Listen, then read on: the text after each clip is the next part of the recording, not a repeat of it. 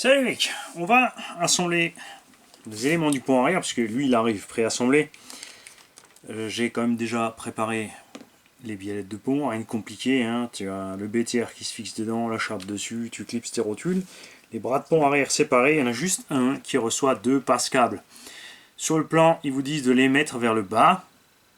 Si tu les mets vers le bas, comme tu peux le constater ici, il y a un rebord. Donc ça touche, ça le presse en avant.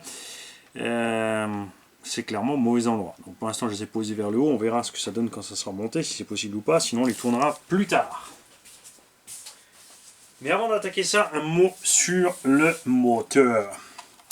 Alors, j'ai quand même mis le boîtier moteur, puisque tu es obligé de mettre le boîtier moteur pour pouvoir fixer correctement ici le capot de la boîte. D'autre part, c'est vrai que ça planque mon choix moteur jusqu'à ce que j'ai fini. Vous ne saurez pas ce que c'est. Bon, j'ai quand même mis vite les poulies, le petit joint torique pour faire genre les poulies, le cache au-dessus, les échappements. À ce stade-là, on te dit que tu peux évidemment toutes les peindre. Enfin, tu peux peindre tout ce qui est bloc moteur. Tu as même le petit sigle peinture à côté du moteur, là. Mais c'est tout du plastique très lisse, donc faut tout ponçouiller, faut y aller au pinceau, machin. Enfin, bon, après, comme dit, moi c'est pour rouler, c'est pas pour le poser sur une étagère, donc je vais pas m'amuser à tout détailler. Après, si ça vous éclate, vous passez vos câbles de bougie, vos trucs, vous mettez des couleurs partout, ça vous regarde. Moi, c'est pas le genre. Le ventilo, il est prêt pour être monté dedans, je l'ai mis dedans, comme ça, hein, il y est. Très ennuyeux va être évidemment le moment où tu veux changer ton rapport de transmission. Il faudra ouvrir le carter moteur par le dessous. Enlever capot inférieur, desserrer les vis au-dessous de la boîte pour pouvoir enlever ici en haut tout ça pour atteindre le moteur. À la limite, tu peux desserrer tes vis moteurs et ton BTR par là, mais tu ne peux pas retenir ton moteur. Donc, à partir du moment où tu vas vouloir le remettre dans l'autre perforation, à la limite, tu desserres une vis. On va dire le moins con, c'est que tu enlèves ces trois vis là. Tu desserres une des deux vis, tu enlèves complètement l'autre, tu remontes ton moteur, tu remets la vis, tu enlèves la deuxième, tu remontes, tu remets plus loin, tu enlèves ton pignon moteur, tu mets le pignon moteur que tu as choisi, 12, 13 ou 14. Là, on est parti sur, sur le 12 qui est livré avec, on va partir cool pour pas aller trop fort, tout simplement. On verra ce que ça dit. L'assemblage aussi lui-même du carter moteur. On te dit donc d'assembler toutes les parties là. Ici, tu retrouves tout le bloc en complet que tu dois glisser sur le moteur. Mais à un moment, ils ont oublié que quand tu glisses toute cette partie dessus, tes câbles doivent sortir en dessous. Tu vois ce que je veux dire? Il faut que tu en manges tes câbles, tu glisses dessous. C'était bien plus simple de fixer le capot supérieur, l'inférieur, pardon, et de passer le supérieur en dernier avec les 4 vis ici. Ça aussi. Alors on a des vis de 2,5, des vis de 3 en tête bombée. Et au lieu de continuer tout le montage en tête bombée, notamment ici au niveau de la tête, tu vois, pour montrer, pour mettre le couvre culasse, si tu veux, ou le couvre bobine d'allumage tout le tralala admission, ils sont passés sur des vis 3x8 que tu dois récupérer dans l'autre sachet. Souvenez-vous, le sachet 1, parce que c'est des vis avec des grosses têtes. Alors que là, tu as tout ce qu'il te faut. Tu vois, il y a 3 sortes de vis là-dessus, de têtes différentes de vis et de dimensions. C'est couillon. Ça aurait pu être fait de façon bien plus simple. Quand tu montes aussi ta boîte, puisque eux ils l'ont prémontée, cette pièce est déjà montée dessus, sortie du carton. Toi, tu vas la chercher. Là, elle est montée au détail. Donc toi, tu cherches ta pièce, tu cherches le numéro de la pièce, 208 606, jusqu'à ce que tu tiltes que c'est avec la grappe qui va avec ça, et que ça, c'est prémonté. Une chose. Ensuite, tu as une petite patte de réglage de distance ici, selon la taille du cerveau, qui est encore ailleurs. Et tu as évidemment tout ce qui est corne de cerveau, sauf cerveau, encore ailleurs. À aucun moment ils te disent justement de brancher d'abord ton cerveau, de faire ton neutre et de voir où ça va. Eux ils te le montrent dans un certain sens. Si tu fais ça, tu es sûr que tu vas avoir un pépin. Ça c'est clair. Donc méfiez-vous, ça on va attendre de le faire parce qu'on y atteint par en dessous, donc on attendra d'avoir monté la radio. Devant, du coup, ça ferme l'entrée de la boîte de vitesse, donc les chances que les saletés rentrent sont plus petites. Et on a encore autre chose, regarde. j'ai râlé pour le trou, ils y ont pensé. Après, ce que fout ce trou-là, on sait quand même pas. Regarde, tu glisses cette pièce ici par après, et tu vas voir que ça va pas comme tu veux. Elle a une petite encoche, elle a une vis à mettre dedans, mais il n'y a rien qui tombe réellement en face. Voilà, clac. Là c'est dedans, en plus il faut mettre une vis, donc là aussi 11 227, une 2,5 par 8. Donc une toute mini comme ça. Et je vois vraiment pas pourquoi ce machin n'a pas été prémonté. C'est possible, alors attention, il n'est pas exclu que ils aient fait ça parce qu'au moment de monter la boîte de vitesse en elle-même, il te faut cette encoche pour passer l'arbre. Ok, ça je veux bien croire. Nous avons donc résolu le mystère du trou du dessous de la boîte. Bon, ça en fait pas, toujours pas une boîte étanche, hein, méfiez-vous. Voilà, en tout cas c'est propre, c'est rangé. Point de vue moteur, il y a de la place. J'avais peur qu'on soit restreint en place, qu'on soit bloqué avec le 540. Mais en fait, tu peux mettre un 42 par 82. Si tu vires le ventilo, même un 92 peut-être. Inutile, hein. Vous en faites pas, j'ai pas mis de l'artillerie trop balèze. J'ai comme pris en compte le poids du véhicule. On me dit, vitesse souhaitée, un bon petit 55. Ouais, je dis 50, mais un petit 55-60 comme le Fox quand même, on serait bien qu'un petit 60. Bon, le Fox maintenant il va un peu plus vite, mais on serait bien. Donc, là aussi, un élément de plus que tu poses de côté. On est déjà à 4-5 éléments qu'on a posés de côté. Donc tu continues là-dessus. Alors eux utilisent quand même de mettre de la loctite sur les petits BTR dans les hexas. Perso, moi j'en mets pas. Il n'y aura pas besoin. Très bien. Alors, tu prends ton pont évidemment le bon sens. Tu mets tes liens. Vis 3x16. Donc tu check. Yes, c'est les bonnes. Là aussi, ça c'est marrant, tu vois, parce que pour fixer les bras de pont, généralement tu mets un peu plus de serrage, ou enfin c'est des pièces qui maintiennent. Ils utilisent les têtes bombées avec la petite tête de 2 mm. Alors que pour fixer le carter moteur, ils ont utilisé des têtes de 2,5. Ça, enfin pour moi, c'est un peu insensé tout ça. Les bras de pont, on les a préparés, on les fixe en bas avec du 3 par 20, issu du sachet précédent. Parce que ça aussi, j'ai dû ouvrir un sachet de plus dans le sachet précédent, puisque tout d'un coup, il a fallu des vis d'une autre taille. J'ai donc maintenant effectivement 1, 2, 3, 4, 5, 6, 7, 8 petits sachets comme ça, ouverts, qui se baladent. Bon, chacun sur son petit tas de vis. Mais c'est un peu... c'est chaotique, c'est chaotique. C'est pas un système de montage, ça pour moi. À ce compte-là, j'aurais préféré qu'ils me mettent toutes les vis en vrac dans une boîte. Je me serais démerdé. Et là aussi, c'est pareil, tu vois, tu as une vis bouton en 2. En bas, tu as une vis tête cylindrique en 2,5. Donc tu changes encore une fois d'outil. Et attention, je vais trop vite. Stop, stop, stop, stop, stop. Pas se faire avoir avec le sens du bras de pont. Il a un sens, évidemment, à cause de la position de l'amortisseur.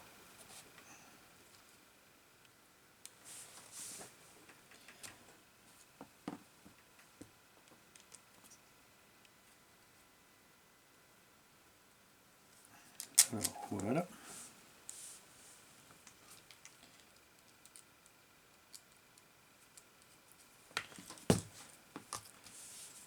Petit deuxième.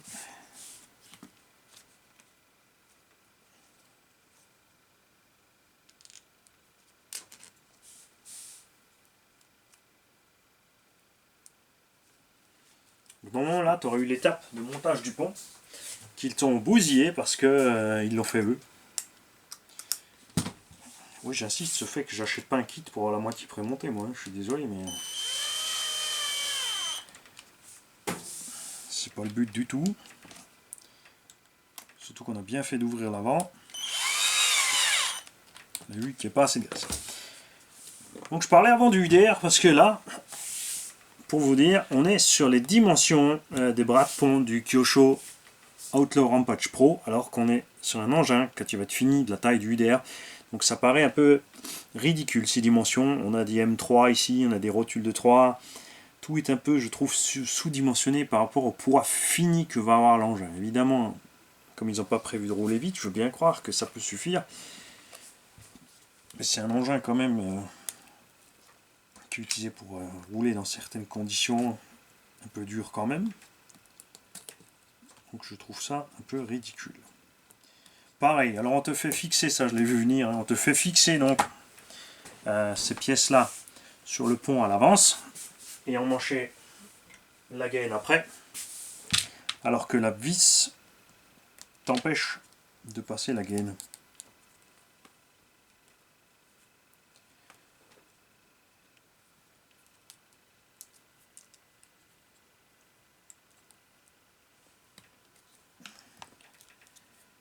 Tu as vu aussi qu'ils ont vu un peu gros pour les fixations de ces trucs là. On a pris des vis de 3 mm. Là, des 2,5 auraient suffi, elles ont une simple fonction de maintien. Et rien d'autre, ces vis.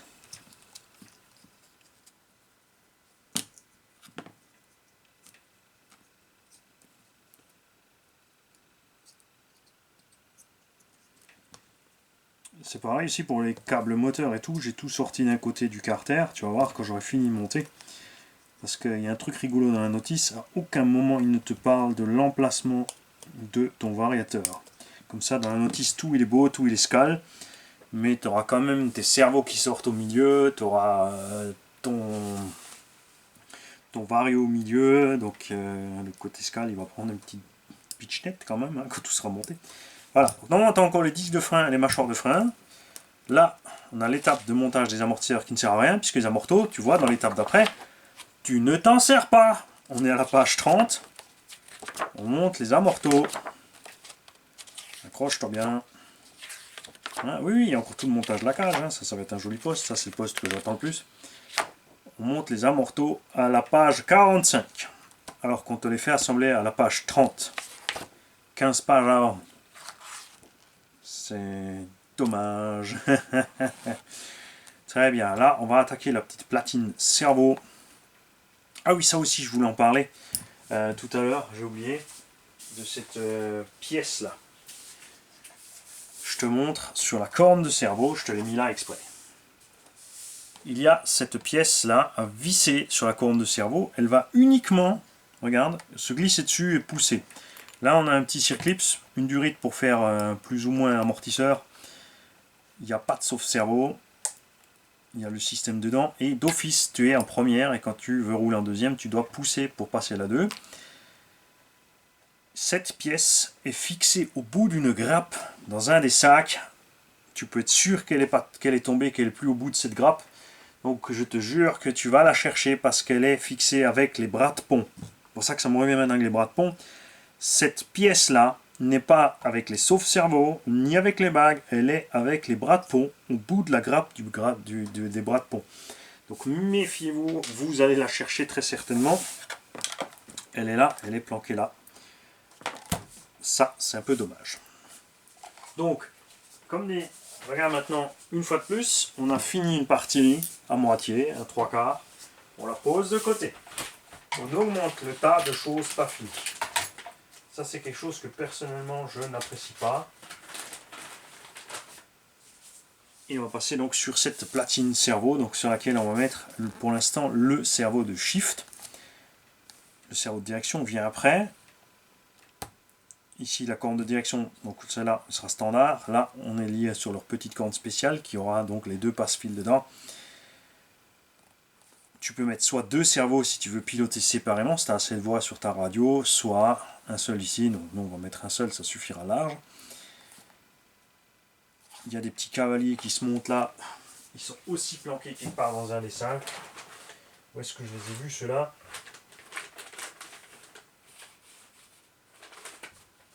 Alors comme il existe plusieurs cerveaux, évidemment, il te file plusieurs cornes de cerveau.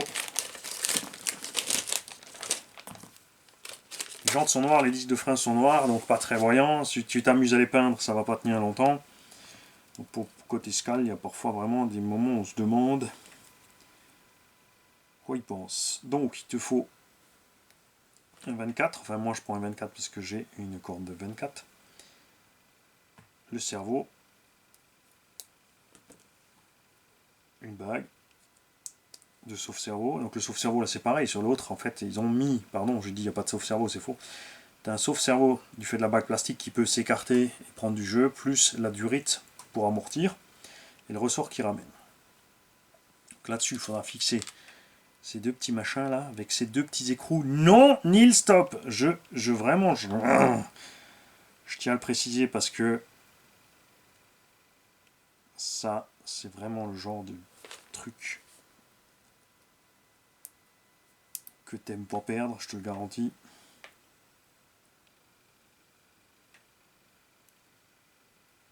Alors si on peut le serrer à fond, c'est pas un problème.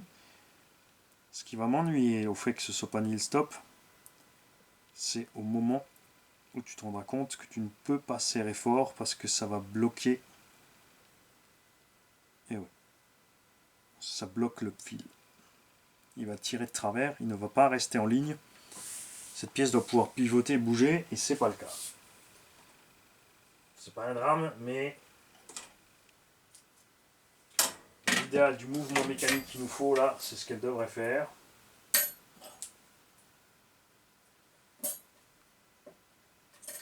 J'arrive. Alors, c'est pas du 3,5, 4,5, 4, c'est du 4. Il te faut la clé de 4 pour serrer ce machin. Bon, nous on va le serrer, hein, parce que j'ai pas envie que... Parce que si tu le serres pas pour qu'il puisse être libre, tu vas avoir un gros problème. C'est que l'écrou il va se barrer. Et adios.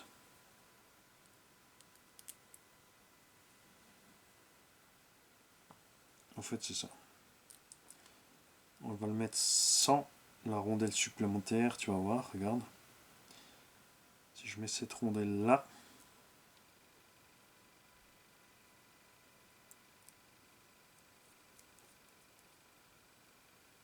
là il bouge encore.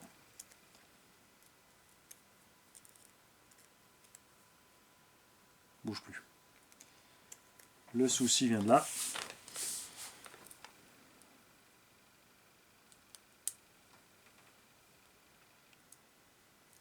Ils ont négligé l'épaisseur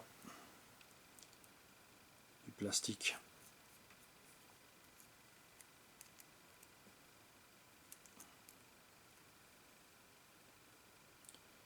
Ah, même là, il va coincer.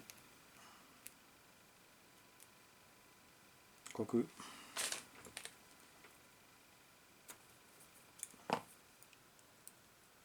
Si, c'est pareil. Et le problème, si tu fais ça, c'est dès qu'il va bouger, tu vois, tu as vu que j'ai eu aucun mal à débloquer l'écrou. Donc on va le laisser avec les rondelles. On va le bloquer.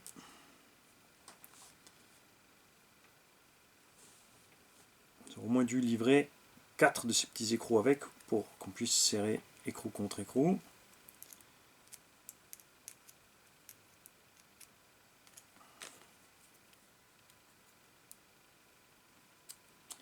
Ok, on va poser le moyeu de côté. On va virer tout le reste qu'on n'a pas besoin. Platine. Là-dessus donc, plus rien d'autre qu'on ait besoin pour l'instant. Pas plus rien du tout, tout le kit, puisque nous allons ensuite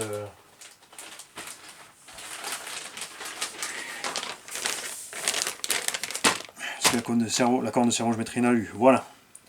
Les petites pièces ici que tu vois là, 208 507. Donc il faut revenir à la nomenclature devant, il faut les chercher, ils sont dans le sac L.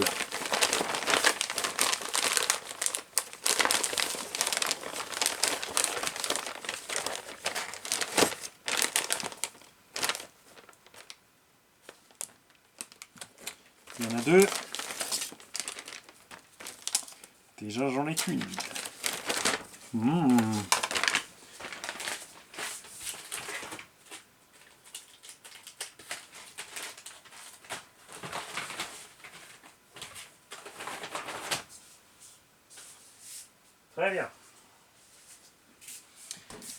Donc là, tu vois, tu as la place pour 2 cerveaux. Moi, je vais en mettre qu'un seul. Donc on va monter. Eux, ils préconisent de mettre les 2 cavaliers d'ajustage ici. Et de fixer ton cerveau à cheval sur ces 2 et là.